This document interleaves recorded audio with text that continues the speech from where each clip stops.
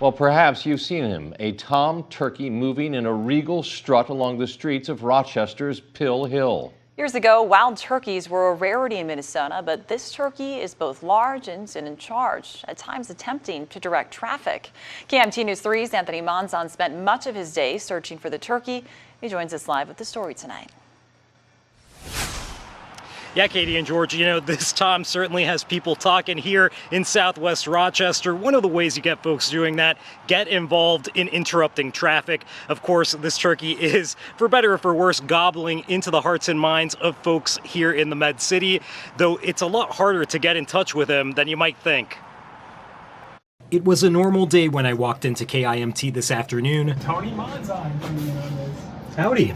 But it didn't stay that way for long. All right. Anthony, I've got a story for you. George had just received a tip. People were talking turkey online. It turns out a young Tom has been hanging around Southwest Rochester, blocking traffic, chasing down cars, and sassily spreading fall vibes. I wanted to say no to the assignment, that I was too old for it, but I'm not, and duty called. I surveyed the streets of historic Southwest, combing through swaths of urban forest. There were birds and squirrels as far as the eye could see, even evidence of the ever-elusive dog. Really right now? I looked high and low for the turkey, of no avail to my avian search. It gave me time to think. If he's a Tom, I had to become a Jerry, outwitting him by studying what makes him tick. What I learned was eye-opening. It turns out wild turkeys were completely wiped out in Minnesota as of about 30 years ago, but they've had a phenomenal comeback, now numbering over 70,000 strong across the North Star state. The DNR says as human and turkey populations expand, it's only natural more interactions will occur, not all of them positive. Some juvenile males may become aggressive or stand in front of traffic for reasons unknown to the agency.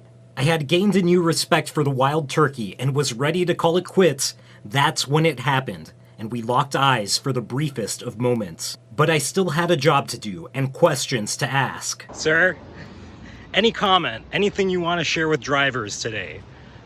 Why? Why though? Sir, we've been trying to reach you about your car's extended warranty.